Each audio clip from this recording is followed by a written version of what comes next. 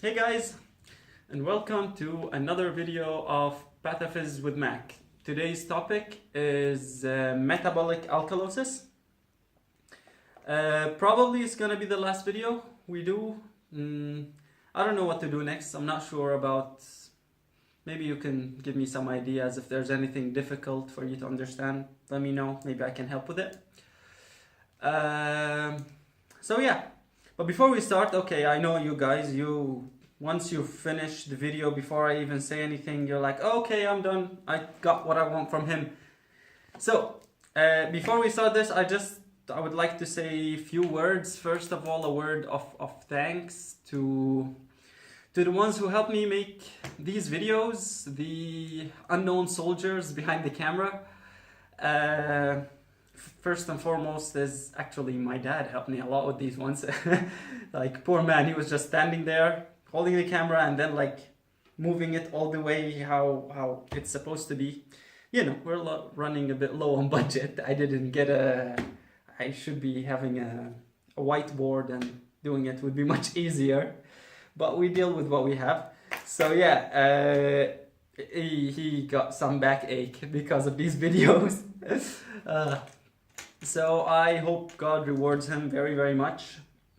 And all the ones who helped me also film the other videos, especially Chonsa. Alright, so yeah, that's it. Now let's get to it. So our topic today is metabolic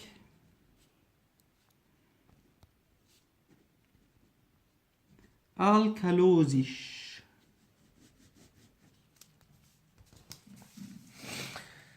So, with metabolic alkalosis, I'm going to give you a little bit different view or a different way for how the paper will look like so that you can maybe memorize it or differentiate it better than the acidosis one, okay?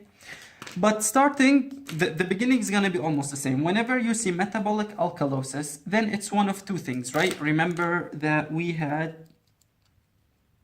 Alright, so remember we had two compartments. The blood has a positive charge and a negative one. Positive one made out of sodium, and to a less extent you got potassium, right? And the negative one is made up out of chlorine, made up out of bicarbonate, and the anion gap, right? So here's the thing. Metabolic alkalosis, we have one of two cases. Either you have decrease in the acidity, so decreased H, that's one side of the game, and the other one is, yes, increase in bicarbonate. Now here's the thing, look at this. If this one increases, the bicarbonate increases, okay, then you will end up with excessive negative charge, right? Now, this has definitely increased. This is one thing. So this is increased, okay? Now, when this one increases, either these two, like how am I gonna tell you this? Basically, either it will increase on the account of this one or on the account of that one, on the anion gap or the chlorine, okay? So either it goes like this. So this one increases and this one stays the same, meaning this one got decreased, or it's like this. Okay, so either the chlorine decreases in this case, or in this case the anion gap, but the chlorine stays the same. And for that reason, we have two types, or here comes the two subtypes. Now, which one of these two is the low chlorine? Remember the thing we said about chlorine? Chlorine is always proportionately disproportionate always to what? To bicarbonate. So the high bicarbonate is almost by default is low chlorine. So this one is the hypochloremic normal anion gap. Okay, let me just put this in a bloop. Here's the bloop. Or this one, you will have normal chloremic and low anion gap, okay, or hypoanion gap. Now here's the thing, you see here we said there's low chlorine. With chlorine loss, or if you don't intake enough chlorine, then there's less NaCl, sodium chloride, and if there's less of it, then here's where the name comes from. This one is basically volume depletion. Volume depletion. And while this one is the normal one, okay, you'll see that all of the cases that comes with it are volume expansion. Volume expansion. Okay? Now, let's just skip some space. I have pre-designed this this paper. So here, before talking about the causes, okay, this is gonna be for the causes of each one of these two types. Let's talk about the mechanism, how it develops. Okay, so the mechanism of alkalosis, we have two phases. First one is called the generation phase. One is generation phase. Now what happened here? What happens here is the beginning of the problem itself. So basically, what's the beginning of the problem? We either have a loss in bicarbonate, or we have a gain in bicarbonate, or a loss in the acid. Okay, so the generation phase, the components of it, or the reasons of this, the factors that make the generation phase, we already know two of them, which are either H plus loss or HCO3 gain, or what comes with this? How do you gain bicarbonate if you lose chlorine, right? Because the mechanism of these two are always opposite to each other. So if you lose this, you by default, because of the mechanism, because of the antiporter, you regain bicarbonate.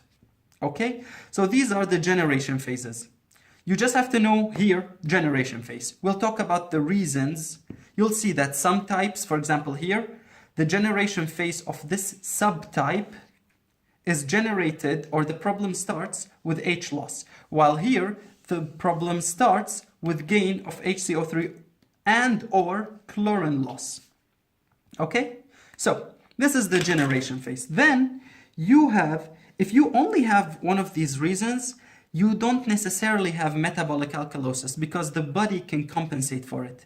But if there's another problem, or the disease causes many consequences, one of which is this, and another consequence is one of these maintenance factors, so you have maintenance phase, okay, then these ones that I'm going to mention now will make the problem worse and worse and worse and worse, and it will prevent the body from compensating properly. And that's why it's important to have these two phases, okay? So this one, this type, the volume expansion type, for example, will have a generation and a maintenance, and this one will have a generation and a maintenance, okay? So these are classified by cause, these ones are classified by mechanism. So let's move on. The maintenance phase, we have three major important things that lead to the maintenance of the problem, the continuity of the problem. The first one is hypovolemia. A, hypovolemia. B, similar to it, is hypochloremia. And the third one, C, is what? Hypokalemia, low potassium, okay? You have to memorize these. Low volemia, low chloremia, low potassium. These two come together always, okay? Because if there's low chlorine, then it will take sodium with it, sodium chloride, meaning no volume. Now let's see what happens, or how do these affect it. Now, if you have low volume, what happens as a compensation mechanism? by the kidneys. So this will lead to few results, right? On the glomerular level, meaning the GFR, what happens to it with low volume? Low GFR, right? And what happens if you have low GFR? Meaning you do not filtrate stuff. So if this is like the kidney and you're trying to filtrate it, but there's something wrong, low GFR, instead of filtering 4 bicarbonates, you only filter 2. What happens to the other 2? They're retained. So you have HCO3 retention.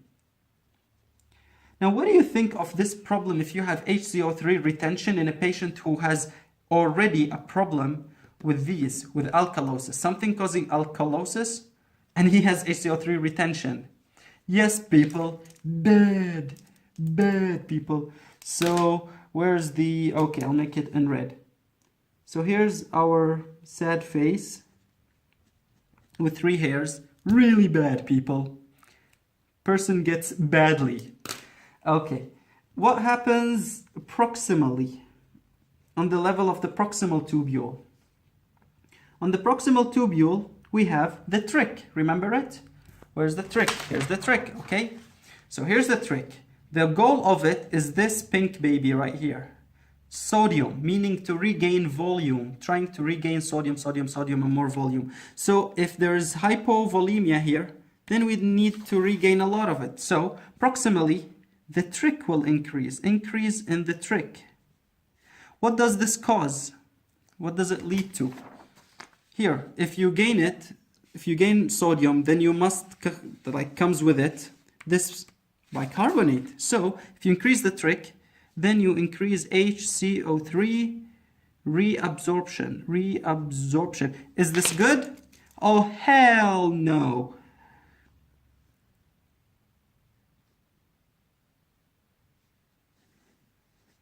Another bad result, right? So, also bad. What happens distally? Yes, you guessed it. There's activation of RAS, right? And A is aldosterone, so you will increase aldosterone. What happens in the mechanism of aldosterone? Here it is. You try to regain sodium, right? But what do? No, you lose H for it and you lose K. So this leads to excretion of H and K in the urine. So high aldosterone leads to 2 results. H excretion,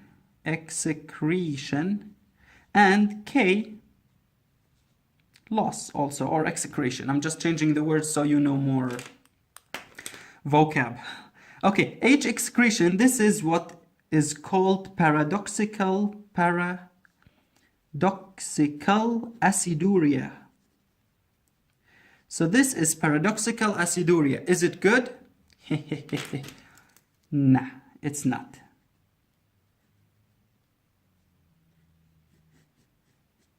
Okay, K loss, we will see it here. We will discuss it with the K loss here, okay?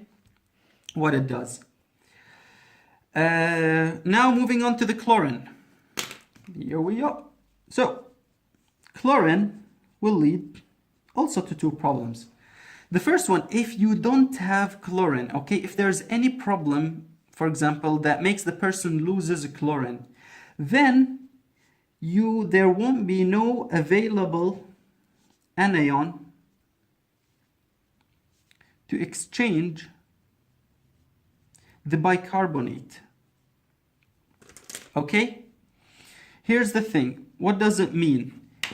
If you normally have, so let's say here's the, how do I draw it? Okay. This is a cell and this is the lumen. If you have a chlorine, okay, this is the lumen of the urine, okay, not the blood. If you have chlorine here, okay, this is Cl, then that would be good because you can regain the chlorine and get rid of bicarbonate. Right? That would be good for you. But if you don't have it, if this thing is not available, then you cannot get rid of bicarbonate, and it gets stuck here. It gets stuck here in the cells and in the blood. So that's why you have HCO3 retention. If you don't have chlorine to exchange for the bicarbonate, then bicarbonate stays in the blood. This is in the level of the kidney, okay, not in the cells. So HCO3 retention, or is just decreased excretion, you can call it. The second thing is, if you don't have chlorine, if you're losing chlorine, then it means you'll have low NaCl, because if you're losing it somewhere, then you're losing sodium with it, and if you lose chlorine, then you have your hypovolemia, blah blah blah blah blah blah blah, leads to the same things. All right. So this is the second one. The third one now, if you have hypokalemia, what does this lead to? Two things. The first one, let's talk about the HK antiporter. Now, if you have low potassium in the blood, okay, then how will it change? Okay, if you have low potassium in the blood, then the potassium will go out of cells, okay, into the blood, right?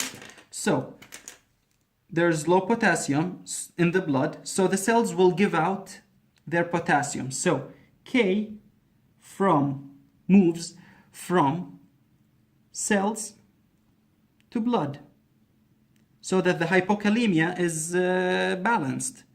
Of course, you cannot have that without the H moving where? Into cells, right?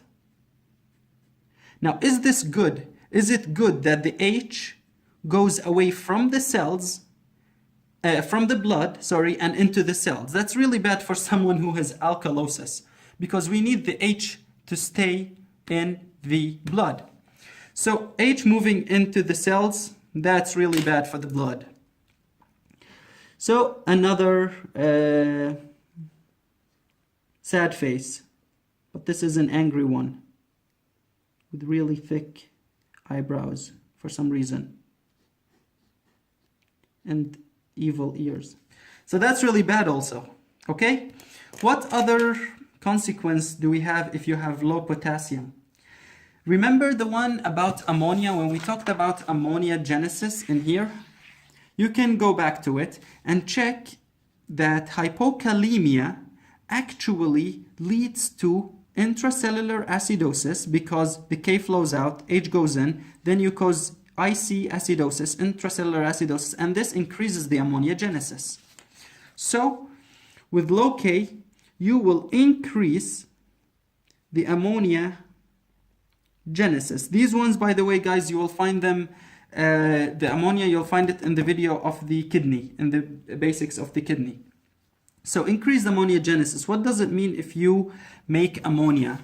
This means that if you synthesize it, then you will lose it into urine. So NH4 into urine, losing 4 H's at a time, and that's too damn high. Okay, so you have, where is it? Okay, it's here. So you have NH4 excretion, and that is also called the paradoxical aciduria. This is paradoxical aciduria all over again. Okay? Really bad, people. Really bad. Okay, so these are the mechanisms. You see how every factor of these factors can lead to a bad consequence. Now, let's move on to the causes, okay, and talk a little bit about the compensation. So moving on now to the causes. Let's talk first about this one, the normochloremic low anion gap, or aka volume expansion. Now in these, whenever you see this volume expansion, okay, then the thing that you first try to think of is something that increases the volume. How do you increase the volume? You increase it when you gain sodium, when you gain a lot of sodium, okay? How do you get that? Usually the main reasons are mineral corticoid excess. Okay, like what? Or what does it mean? The increase in aldosterone or increase in its effect. So for example, if you have an adenoma that increases aldosterone, adenocarcinoma, or something that is kind of similar to aldosterone, so not a mineral corticoid, but a glucocorticoid, okay? A glucocorticoid excess can sensitize the MC receptors. So in this one, what is the generation phase? Here, generation phase is basically what? When there's a lot of aldosterone, you lose H. This is the main one. What's the maintenance phase? Do you have low chlorine? Do you have low volume? Nuh-uh. With high aldosterone, you don't have these. So the maintenance phase in this type, okay? So the maintenance phase in here is what? Is the hypokalemia. Okay? The hypokalemia. Then what's the therapy? How do you fix it? So you fix it by fixing the potassium, okay? Give K replacement, that's on one hand, okay? Because we study the maintenance phase so that you know what makes the problem worse and you stop it. So you treat the main cause if you can, and you must stop the maintenance phase when treating alkalosis. So anyways, the maintenance phase is hypokalemia. Therapy, you give K replacement, and if you want to stop the excessive aldosterone effect, then what do you give? Anti-aldosterone, right? So the therapy is also aldosterone antagonist, okay, like what? Like spironolactone,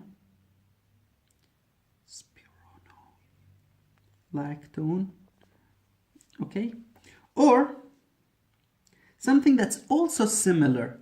There's a drug which is amiloride or amiloride, I don't know how you pronounce it. This one is basically the ENaC antagonist or ENaC blocker. So if you block the epithelial sodium channel and you prevent it, remember this one was the one that had to do with Liddle. Liddle syndrome is a problem with ENaC channels in which you have excessive function of it, or gain of function mutation. Okay, so it increases. So if you block it, then you block the sodium regain. All right, so this is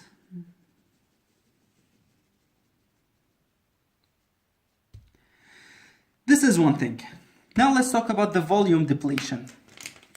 Now when you say volume depletion, then you should think of a loss, right? And how do you lose? Exactly. We said every time you say a loss, we say renal and extrarenal. D'accord? On est d'accord? Oui, bien sûr. Okay, renal.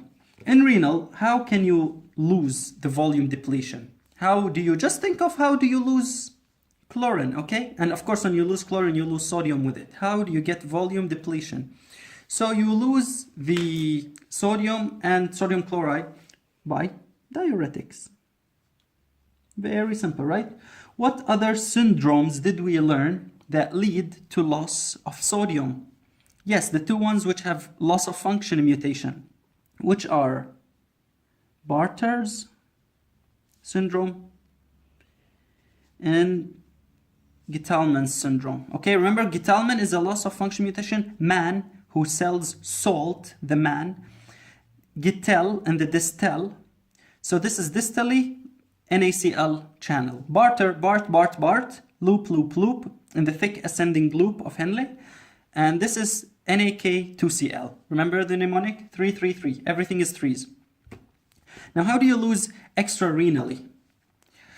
One way you could lose simply after respiratory acidosis. Remember how the body compensates for resp acidosis by metabolic alkalosis. So if the body tries to do by itself, or we try to correct a respiratory acidosis with giving a patient too much chlorine and giving him diuretics, then we might end up causing the patient alkalosis. Or you could have a GI loss, right? How do you lose from the GI? It could be vomiting. It could be like a villus adenoma, secretory villus adenoma.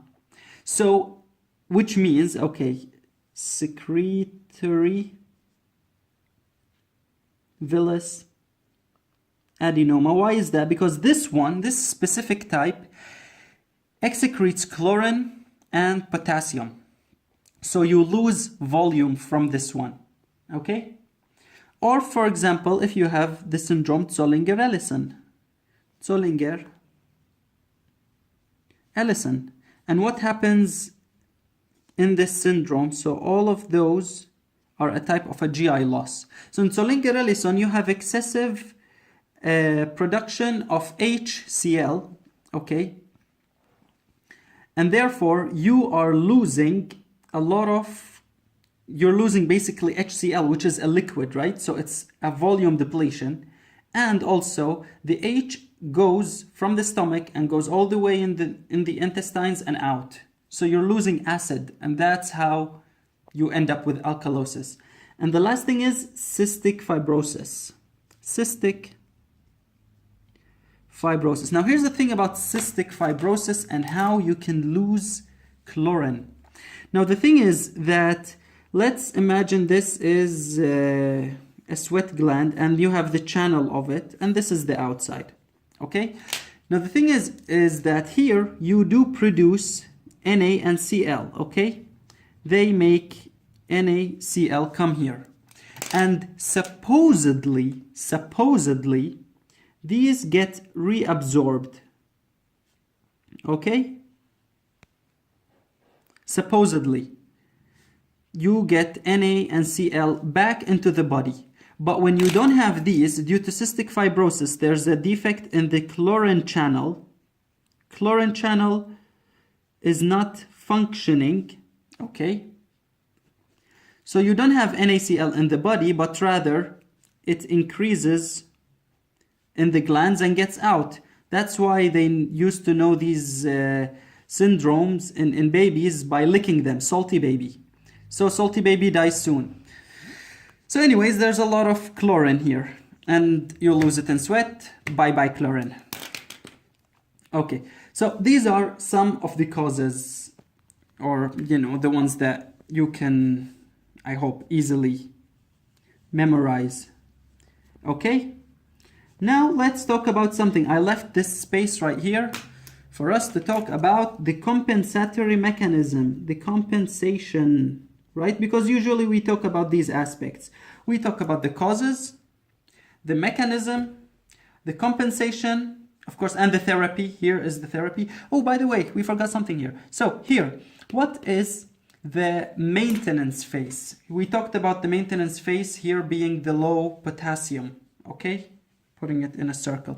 What's the maintenance phase here? Low chlorine and low volume, hypovolemia, and low potassium. So the three of them here, 1, 2, 3, those three participate in this type. Okay, so the maintenance phase here. So here, this is the thing, I'll keep it only until here, okay? So this is maintained. The maintenance is by low volume, low chlorine, and low potassium. How do you treat it? Give the patient volume, give the patient NaCl. So therapy, basically give the patient NaCl, give the patient KCl, okay? Even if you want, you can give them some HCl so that you can just balance out the alkalotic milieu, okay? So these three When you try to treat, try to fix the maintenance problems.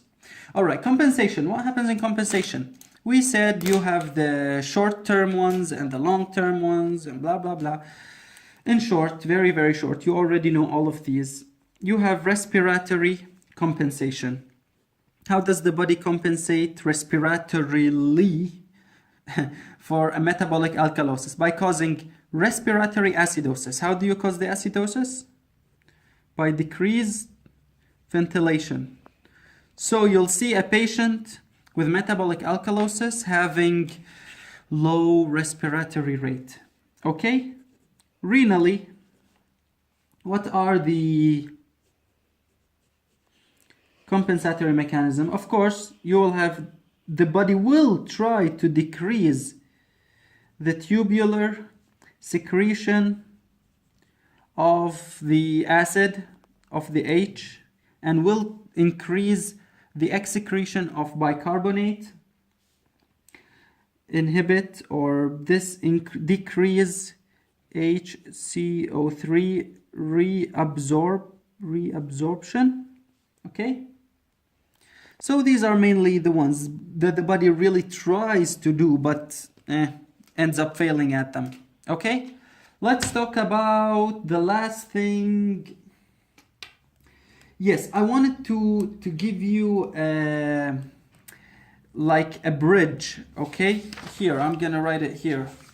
What is this? Oh, this is the symptoms from back in the days, okay, back of the acidosis. So just here, I'm gonna write for you something about the high aldosterone. Here, we mentioned, okay, we mentioned here that there's high aldosterone.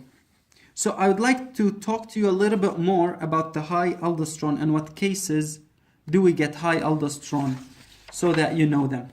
Okay?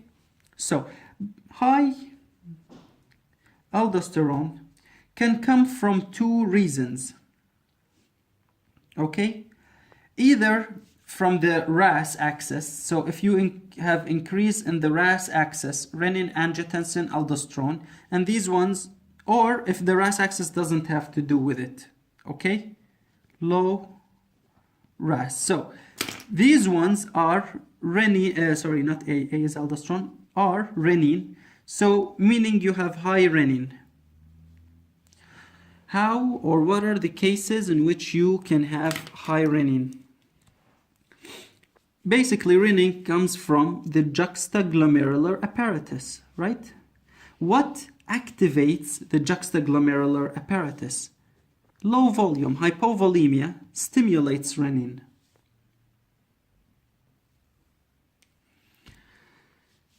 Or, what other than that? Now, what's the problem with low volume? Basically, if this is the glomerulus, okay, you usually have a filtration. So this filtration depends on two things. If you have a lot of volume, then you have a lot of filtrate. Or if the volume is normal, but there's too much pressure inside, then it will still push it out, push stuff out. So if there is high pressure, so there's volume and pressure.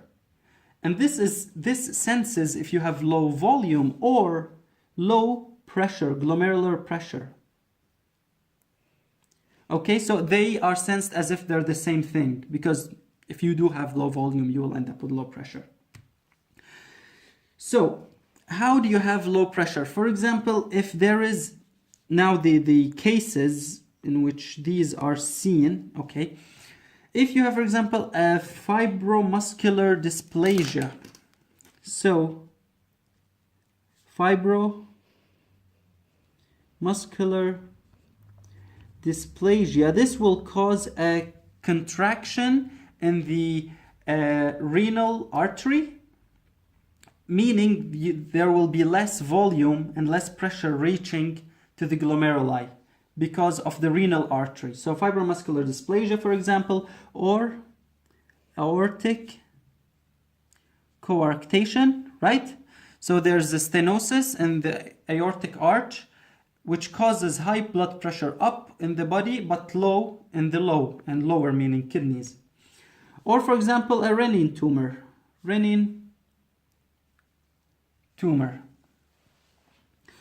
Other than that, if you have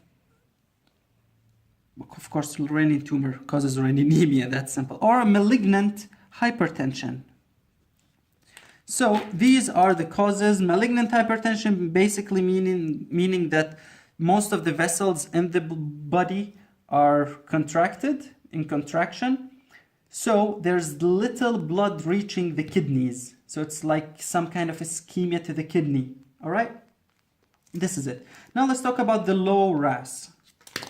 What are the cases in which you have low RAS? For example, if you have too much, okay, think of this. High aldosterone, low RAS, meaning the problem is not with renin, but the problem is at the level of aldosterone itself.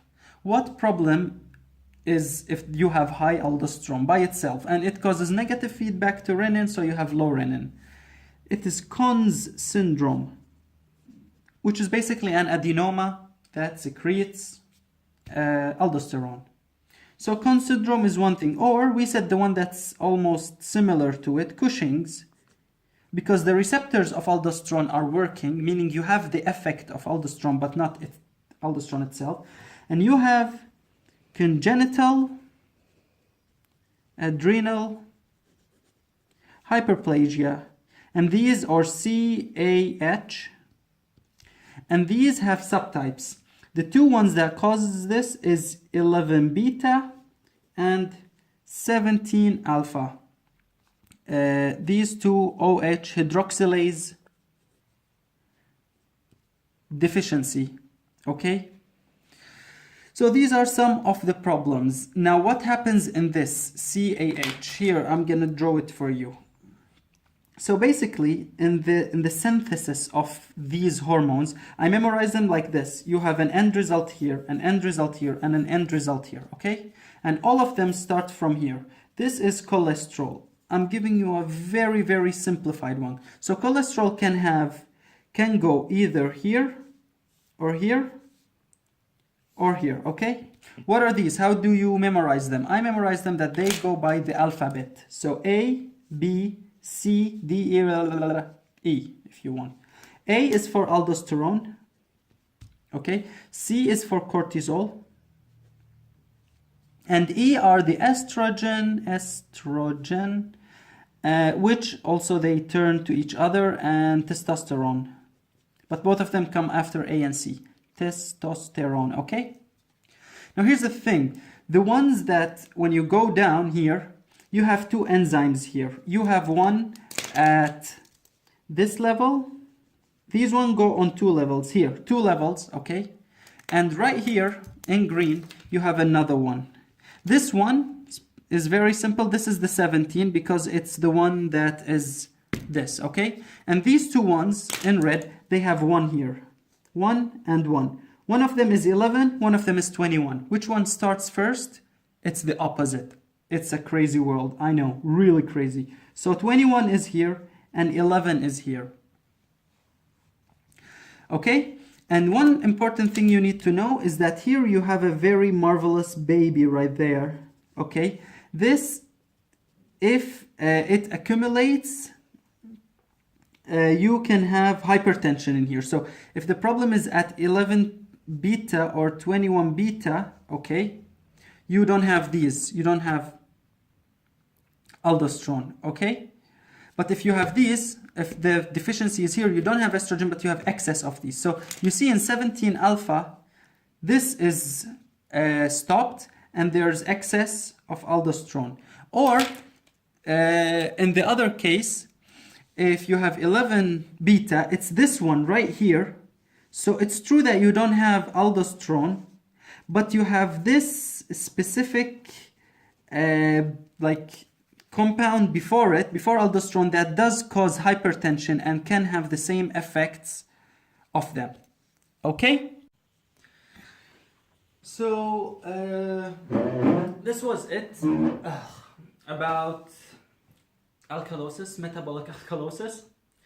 I'm probably gonna make a very, very, very short, tiny video about milk alkali syndrome, milk alkali, or Burnett syndrome. It's gonna be a very short one, just a bonus one for you guys. And at the end, I would really like to thank another type of people that I forgot to thank in the beginning. I got 53 subscribers for some reason. I told you guys not to subscribe and share it, but you still did. I like it. I admire you guys. Thank you so much for encouraging me by this way, by subscribing. I didn't think like people would actually be interested in the channel and just subscribing to hear more and more. Thank you, really, thank you very much. And thank you to the one who is like whoever is sharing my videos. Thank you, Habibi, thank you very much. I appreciate it, as the Arabs say it in this way. Okay, merci beaucoup. And see you in the next video. All right, study well. Let me know if you need anything more. Adios.